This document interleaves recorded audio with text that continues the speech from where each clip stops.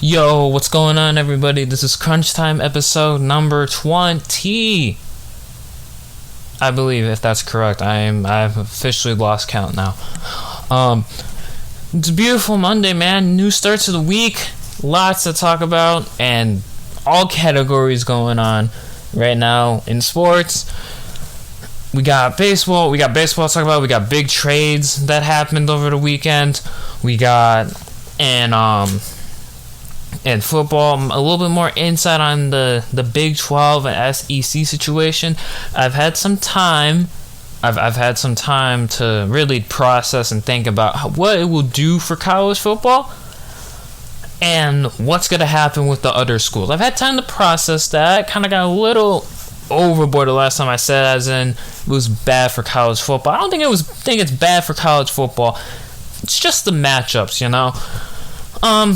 Well, you know, I mean, we can just get right into it, man. I mean, we got to start off with just the Big 12 and the SEC. We got to start with all the teams in the Big 12, and we basically got to figure out, like, what's going to happen if the Big 12 splits up.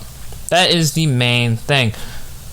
Right now, obviously, we talked about it last week, OU and Texas.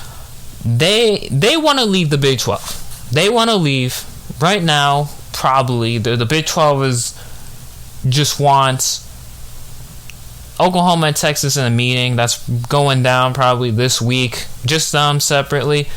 They personally, imagine Oklahoma and Texas saying they want out of the Big 12. You know, I mean, crazy shit has gone down.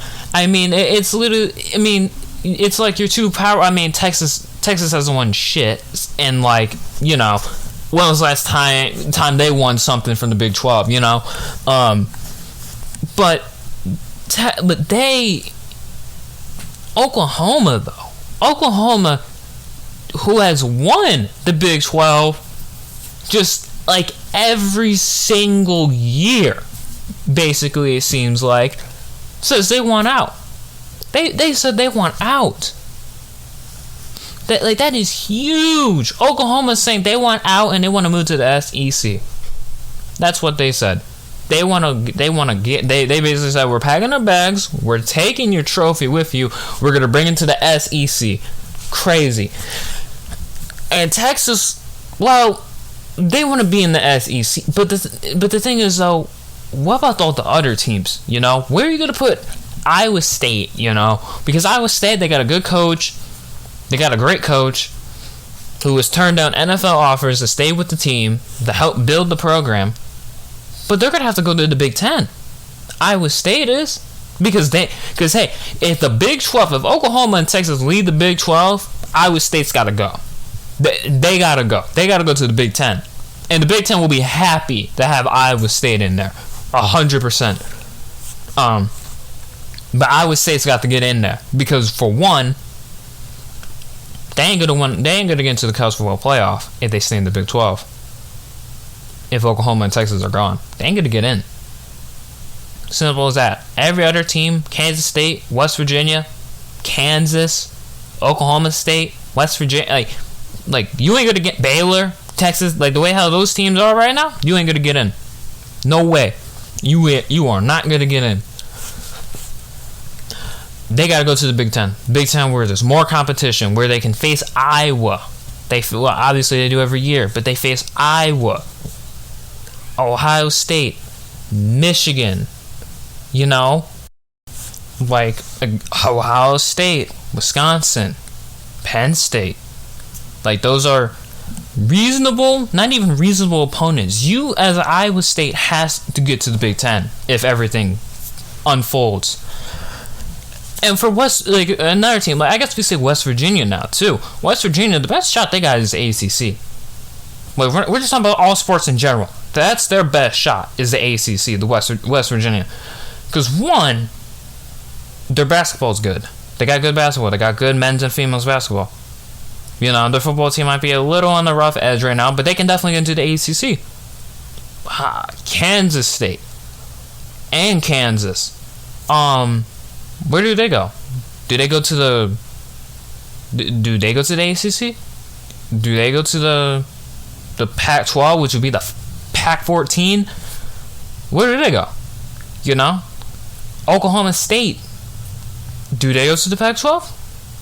Does Oklahoma State join the Big Ten? I think the Big Ten would love to have Oklahoma State. That would be something. But how would that... See, but then the Red River Showdown, man, because Oklahoma State still gotta face each other. The Red River Showdown, which means it would be on the SEC, man. The SEC is going crazy. They would have Alabama and Georgia. They would have Texas and Texas A&M. They would have the Red River Showdown on the SEC. Holy crap! They would be going bonkers over there with the ratings, man. They got LSU, Alabama. I mean, God, LSU, Texas A&M, Auburn, Alabama. I mean, oh my gosh, LSU, Auburn, Florida, you know, Florida, Georgia, like, bro, like, it's, oh my God, it's all over the place for the SEC. If Oklahoma joins the big, Oklahoma and Texas join the big, or not the Big 12, the SEC, but damn, like, it's crazy right now as to what's going on. Like, I'm not even, like, the other schools, like Baylor can get into the SEC by their basketball for sure. They could definitely get in by their basketball, 100%. Baylor can get into the ACC by their basketball too. You know, like Baylor can definitely get in with the basketball. West Virginia can get in with their basketball. Texas Tech can get in with their basketball too. They can get into the SEC with their basketball. SEC probably doesn't want Texas Tech, but they can definitely get to the ACC. And you know, it's crazy what's going on right now. It's actually it's wild right now.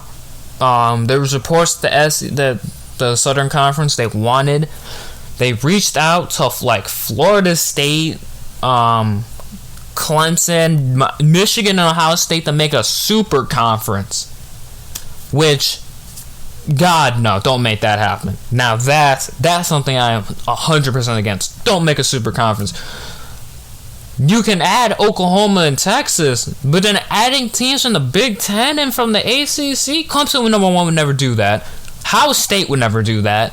Michigan wouldn't do that. Florida State, if they're desperate, would do that.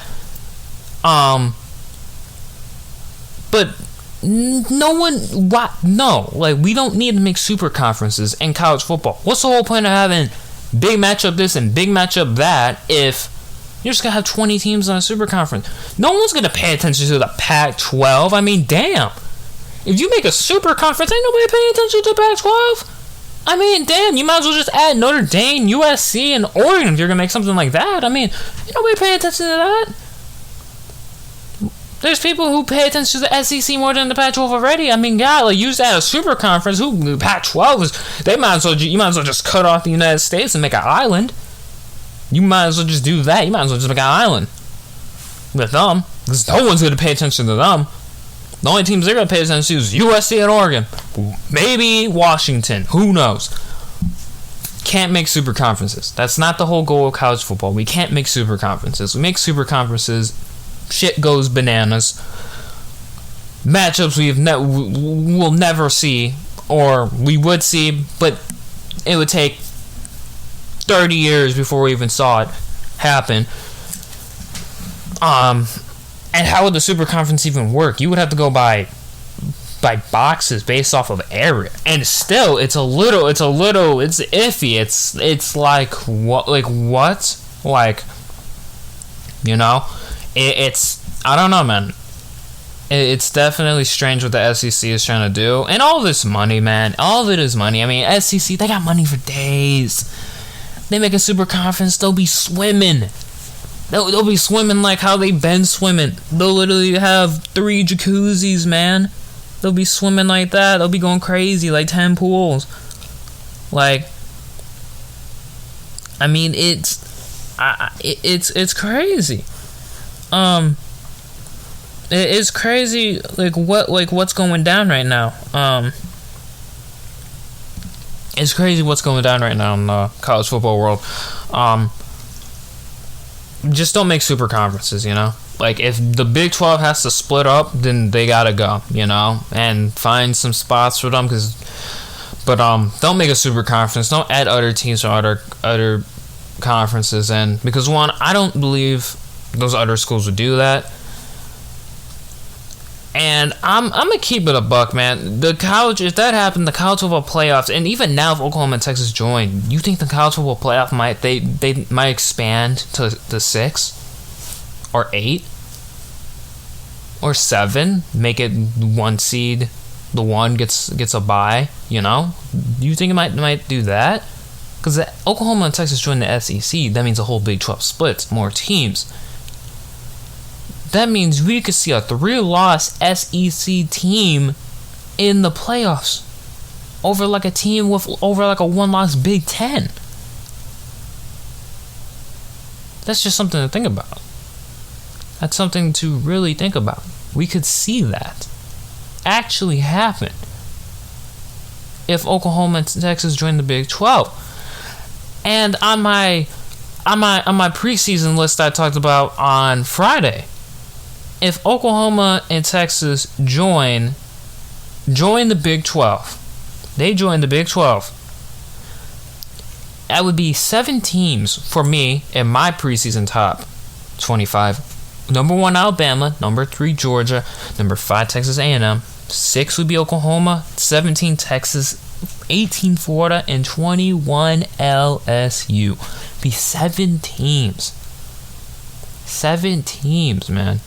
And over the season, the list would get higher. Have teams like Auburn, who they get on a good streak, they're in. Florida's on a streak, they're in. LSU, they're in. Oklahoma, they're in. Texas, they're in. You know? Maybe even Missouri, because I believe I've been hearing Missouri is gonna go crazy, man. They're pulling in some good recruits, man. Missouri is good. They're definitely got a good offense this year for sure. I 100% believe that.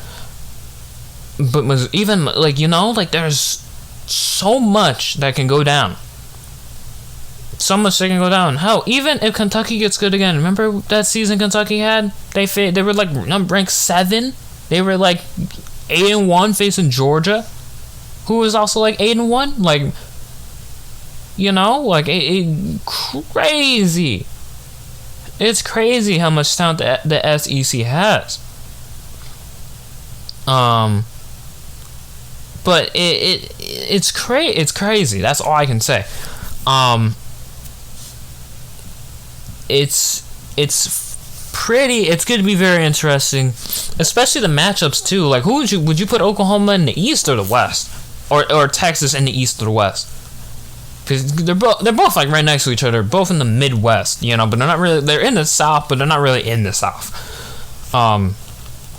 You know, where would you put them, East or West? You know, or if the SEC wanted to, they could add 2 teams from the Big 12. They could add Texas Tech and Oklahoma State, and both put them in the SEC too.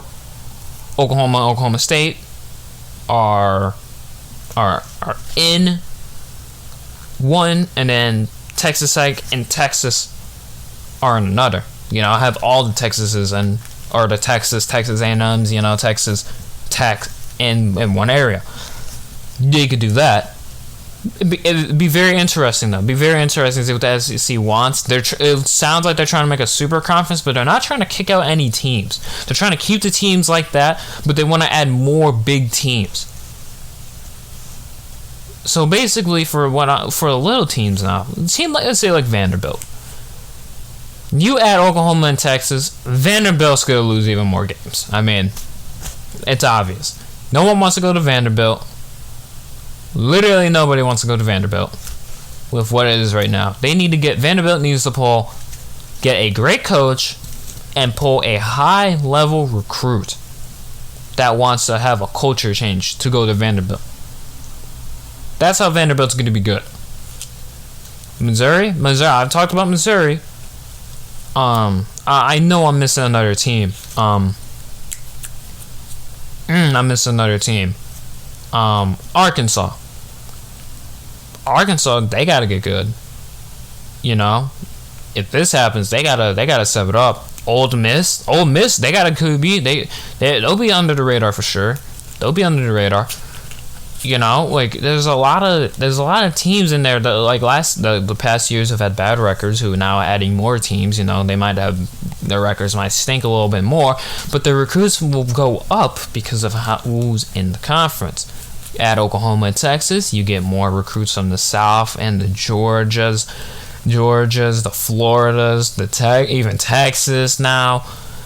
You get Texas, Alabama, Georgia, Louisiana, Florida. You get all those teams, you get all those players in those tight areas to come into the SEC, because now Texas would be SEC zone. That'd be a free zone, basically. The only teams it would be Baylor and Texas Tech, but no one cares. Oklahoma would be SEC free. Half of it would be SEC free zone. Oklahoma State, who knows about them? More recruits would start going crazy. More recruits would start wanting to go to the SEC, which means that's gonna be rough for the Pac-12, obviously. Who would maybe get those guys who are maybe from Georgia or Florida, or even the Midwest. The Midwest is gonna get screwed a little bit too. Not Ohio State, but maybe the rest of the Midwest. Not Ohio State and Michigan, but the rest of the Midwest. Penn State, with how Penn State's going, no one wants to go all the way over there. No one wants to go to Maryland. Minnesota, like people are right now off. People don't want to go to Minnesota. If Oklahoma and Texas go down there, force our recruits to get recruited by the Midwest, they're gonna want to go down south because that's where the town is. That's where they can get more popularity. That's where they can get more endorsements now. Now college athletes can get paid now. There's a lot of stuff that can go down if this happens, and it can affect all the other major conferences. The Big Ten's gonna get affected. The Pac-12, the Big 12 is gonna be done. Who's gonna be the next major conference? The Mountain West, the AAC. It could be the ACC. Who knows? Team Oklahoma State might join the ACC. We're completely forgetting about that. Kansas State, they might join the ACC. They're right there. Midwest, they're right there. Baylor, they could. Texas Tech, they could. I mean, there's a lot of they can even join the Mountain West. I mean, there's a lot of probabilities that can go down. Lots of probabilities that can go down. But it all depends about if Texas Tech or Oklahoma leave. Even if one of them leaves, it will still shift the magnitude of the situation. Even if one of them leaves, which most likely will not be the case if one of them leaves, both of them will leave. But there's also got to be a big part in the Big 12 that they set up both contracts for Oklahoma and Texas, you two powerhouses, to end at the exact same time to be in the Big 12. Like, do they even have contracts like that? Well, where they can just leave whenever they want. Like the Big 12, like they put them at the same time. What a rookie mistake! It's an absolute rookie mistake by the Big 12. Yeah, it's an absolute rookie mistake by them, and we'll see how all this unfolds in the upcoming month, since the season is right around the corner. It's like July 26th. Season starts August 28th for some teams. September 4th, season is right around the corner. So the plug on this is gonna be it's gonna happen real quick. Either it's gonna be a yes or a no for this season, for the Big 12. And as soon as that happens, Iowa State, get to the Big Ten right away. Get to the Big Ten right away. If I'm Iowa State, I would be on the phone with the Big Ten saying, "Hey, if Texas and Oklahoma leave, we need to get in your conference." They need to be on the phone with them right now. Hey, if this unfolds, we need to get in your conference ASAP. And the Big Ten would be happy to have Iowa State. But the way how they're playing too, and you add someone like Oklahoma State too to that, oh, well, the Big Ten, I mean, they're going to be going crazy. I mean, now the college football probabilities now. Because now, say a team like Michigan makes it, they beat Iowa State, Ohio State, Michigan State, Penn State, Wisconsin. They beat those are 6 top 25 teams. And Iowa State, Ohio State, who they couldn't beat forever, they beat, who's a top 5 team, top 4, You beat Wisconsin, who's a top 15 team. You beat Iowa, who's a top 15. You could probably say top 10 maybe. Penn State, who if they win some games, they can be a top 25 team.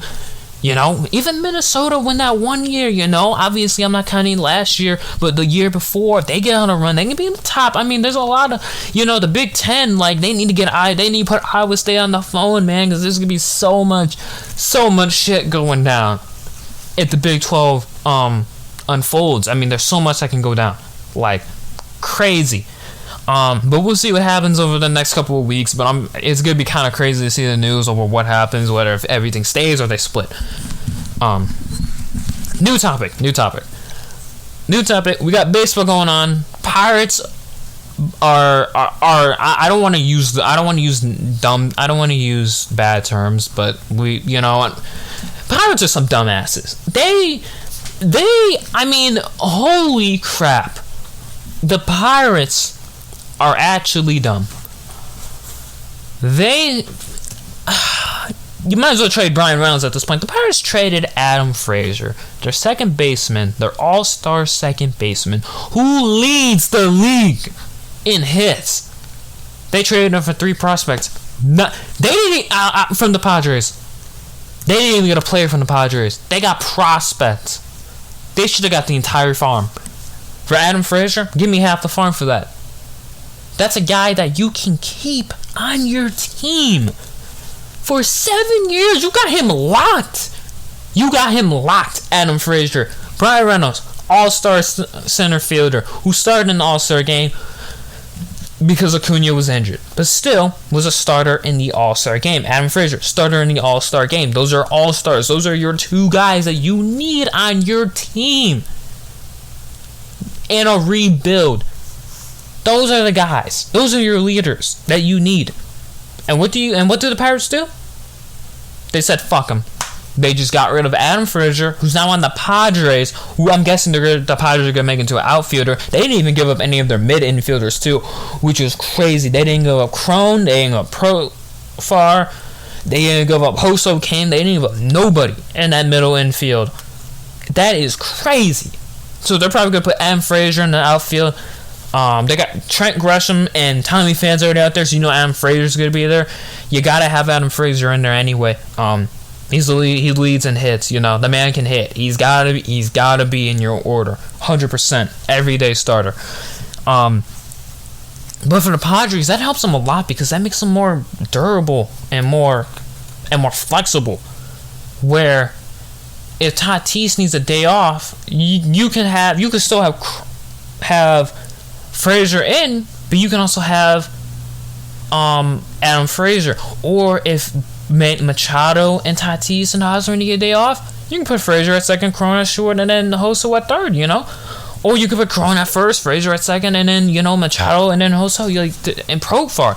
Like, the Padres middle, they made them so flexible because they have so many guys who can play certain positions. Adam Frazier can play outfield. He can play second, third, short. Hoso Kim can play second, short, and third. Machado can play third and short. Tatis can play third and short and second. Hosmer can play first and third. Crone can even be a reliever. There is a lot. Profar can play anywhere. The Padres have made themselves so durable. And with what a steal they got from the Pirates, they made themselves so durable to where they'll always have good bats in the order. You don't have to rely on Fernando to get a hit. Now, you don't have to rely on Machado or Tommy Pham to get a hit or Crone to get a hit. You have Adam Frazier now. You have Adam Frazier. Adam Frazier can single-handedly win you a game without your all-stars being all-stars in a game. Like, the Padres have made themselves really durable. Really durable. Crazy. They win. They definitely want to make a run at the ship this year. They're still in third place, but their season's not over yet. Not even close to being done. We got like 60 more games left, so they're still definitely, the Padres are still definitely got a shot. They got to get a good run Right now the whole league is even though, man. I mean, there's teams who in their last 10 games have won 5 of 5, 4 6, 6 and 4. Like, it's just around there. I mean, really, the whole league really is just beating each other up right now. So really, nothing has changed. Going on. I mean, besides the Nelson Cruz trade that the Twins traded him to the Rays. Nelson Cruz in his first game with the Rays hit a bomb. Rays, I believe, swept the Indians yesterday. The Indians are they're really down bad right now. The Indians are struggling. One series that was the series of the week, though, it was definitely the series of the week, was the Brewers and the White Sox. Brewers and White Sox, they were on Sunday Night Baseball. And what I saw from that series, I saw a team from the White Sox that made too many mistakes on the base paths, hitting, having opportunities but not connecting on the opportunities, making errors in the field. The first two, that's how it was for the White Sox.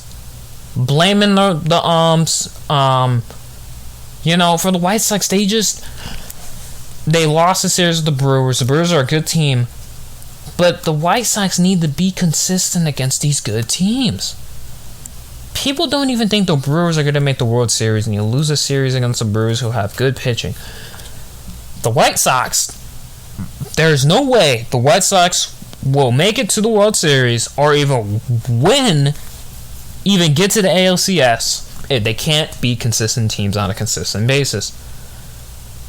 There's no way they're going to beat the Astros. No shot. The Rays, nope.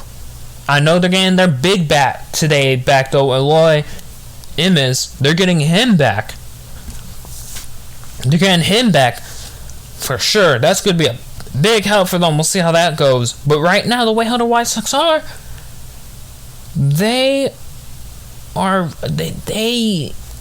it's difficult. They can't beat they won't beat the Red Sox. They won't beat the Astros or the Rays. Maybe not even the Athletics, who beat them last year in the playoffs.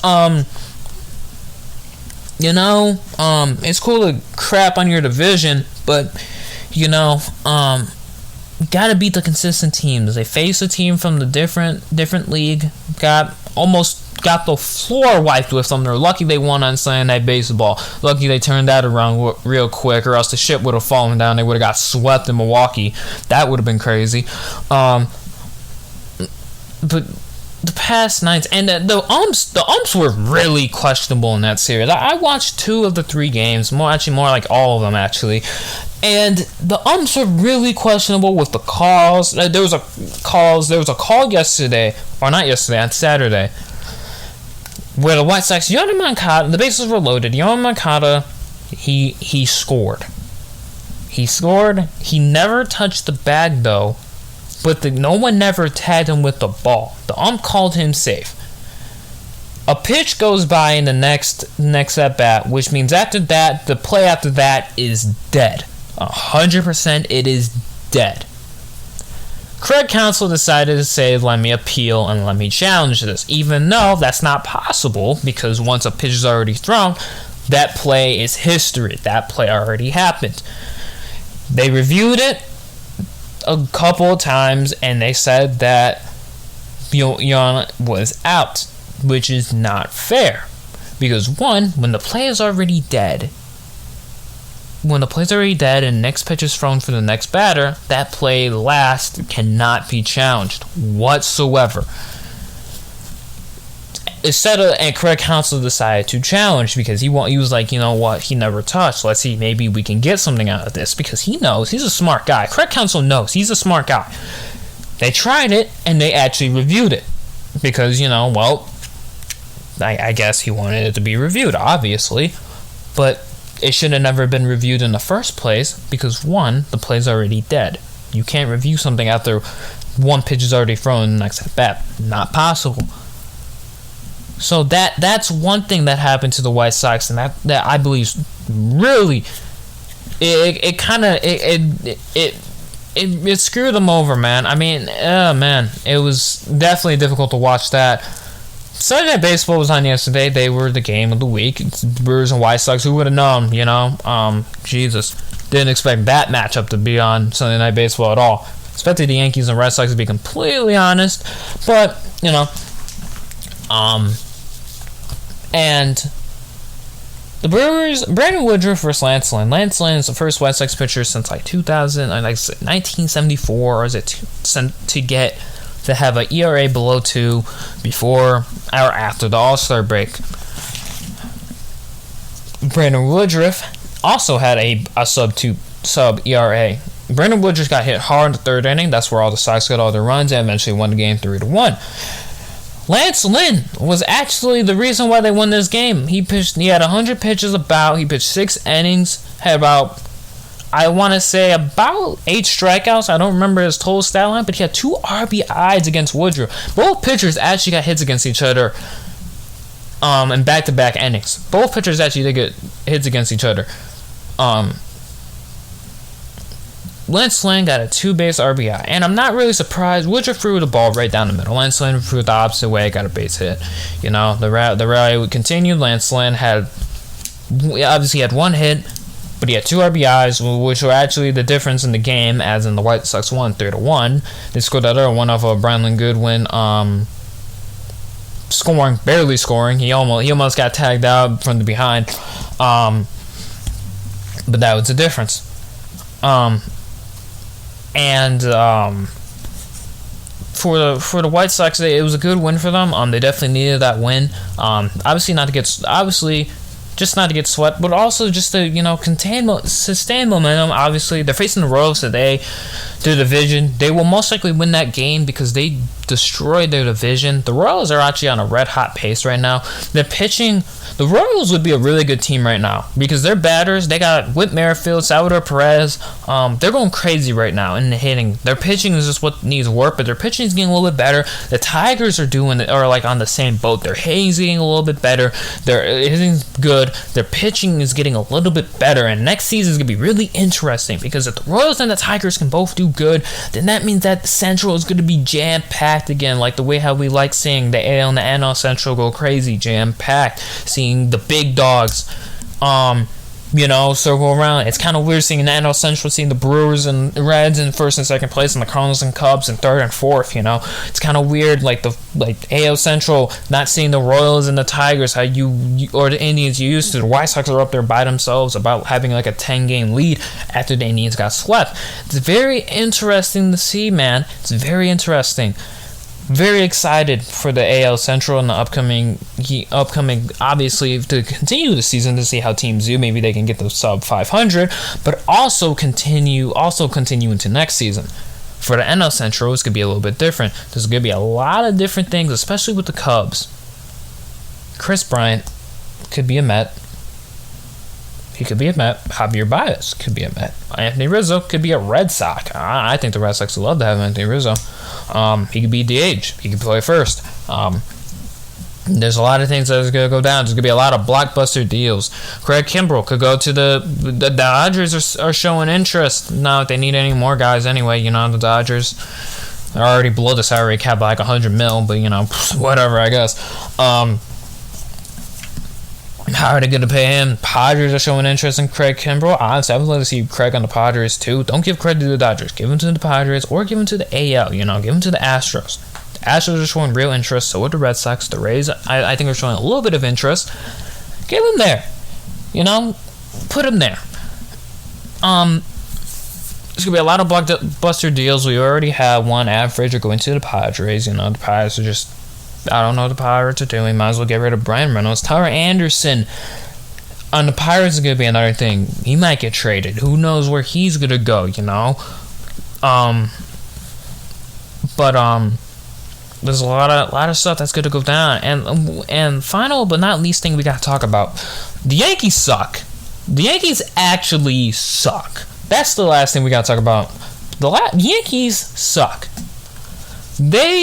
Their pitcher, I don't remember who it was, but their pitcher for 7 innings, had a no-hitter going on. like I said, through 7 innings. Had a no-hitter going on. They were up 4-0. They somehow gave up a 4-0 lead and let the Red Sox score 5 in the 5th inning, and the final run came on a sac fly by Xander Bogaerts, which is why crazy to me, because for me it's what's going on, that's the way how I'm seeing it. What's going on?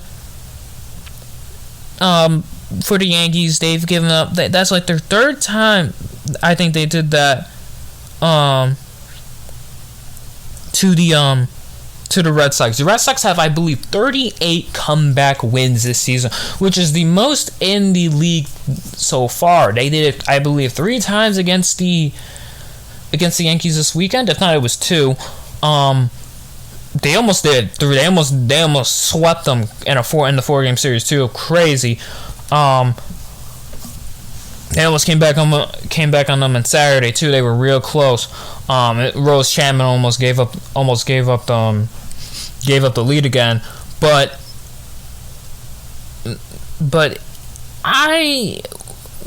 the Yankees, they're struggling, man. They may have a better record than all these other teams. They may be 51-47, but in reality, they suck.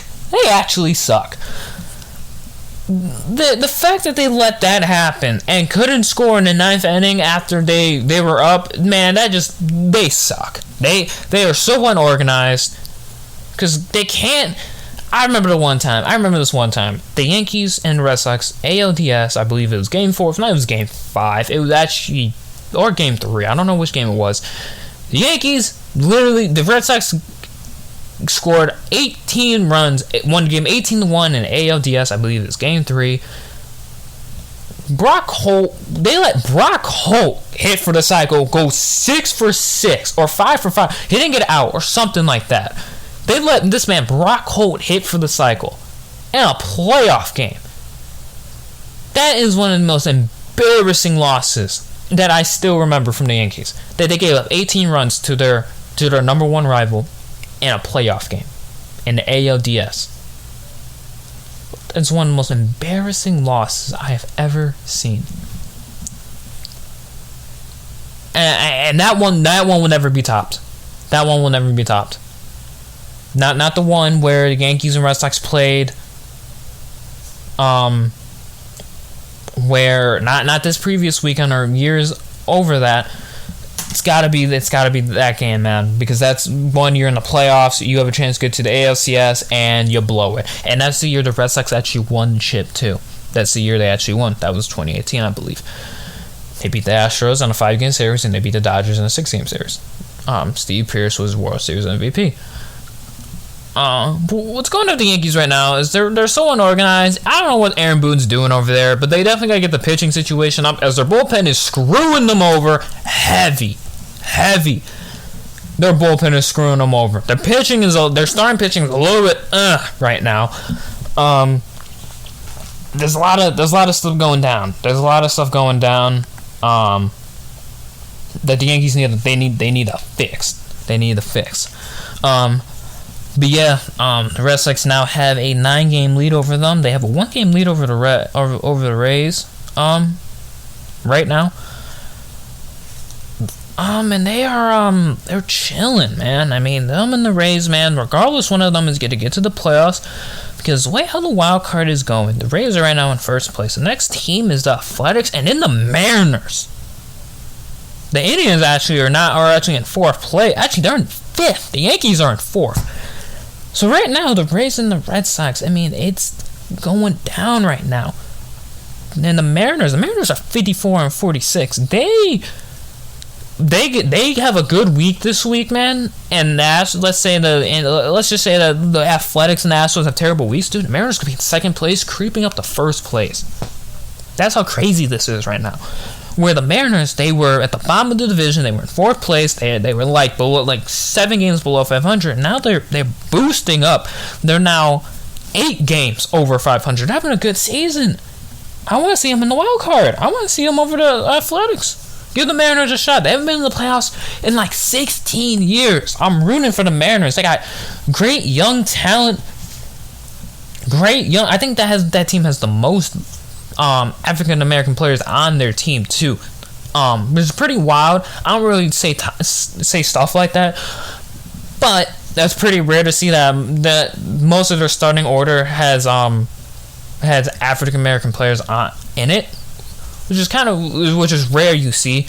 But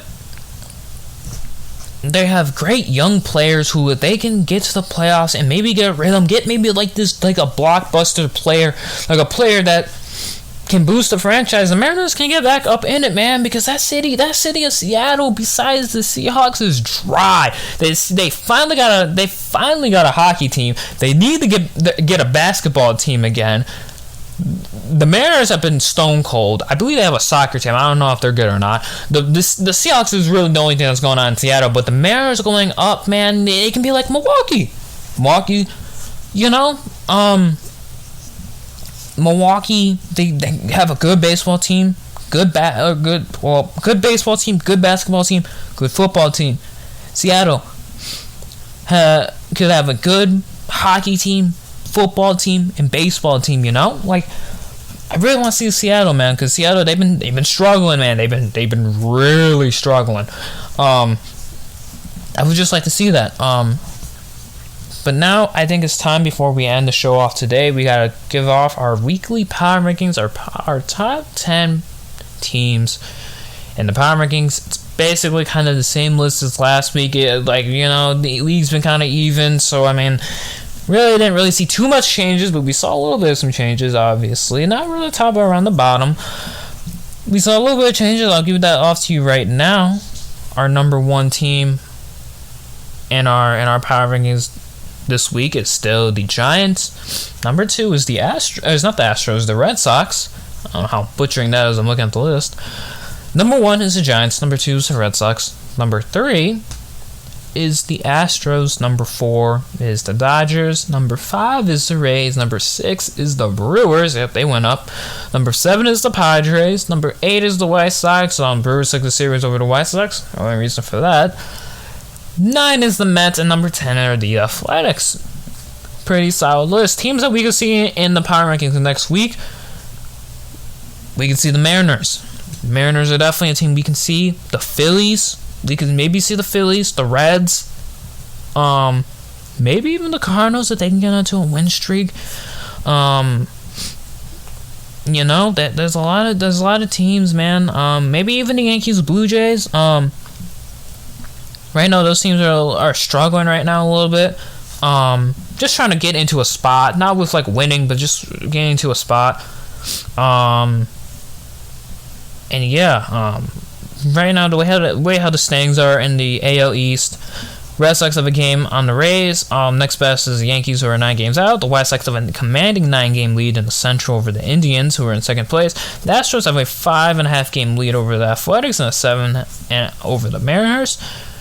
The National League, the NL East still looks like it's very competitive. The Nationals took a fall after getting swept by the Orioles. That's something. National League right now, the Mets are still in first place. They're 52-44. They have a 4-game lead over the Phillies. They have a 5-game lead over the Braves and an 8-game lead over the Nationals. Marlins, they don't look like they're going to be in it for very long, as they're on a dry spell right now, the way how it's looking like. But that's the way how it's going right now. That's got a 4-game lead. Brewers, after winning the series with the White Sox, are now, I believe, 16 games over 500. They have a 6.5-game lead on the Reds and an 8-game lead on the Cardinals, while the next best team is the Cubs at 9 games. In the NL West, the looks like toughest division right now going on with competitiveness for first place. The Giants have a 2-game lead over the Dodgers, who I believe fell to the Rockies in the series, and have a 5.5-game lead over the Padres. Very exciting over the season. Very exciting to see how things go, man. Very excited to see. Fun fact, the Diamondbacks are the first team in the league to get to 70 losses this season. So, that's a shocker. Another fun fact: the Rangers have lost their last 10 games in a row. That's something. I believe the first team to get to 60 wins was the Astros. I believe. In the league. Correction, it might be the Giants actually. If I believe. The next worst team right now, the Rangers, who have 65 outs, who are in last place in the league. And the best team in the league right now is it's a tie between the Astros and the Red Sox. It depends about who gets the tiebreaker.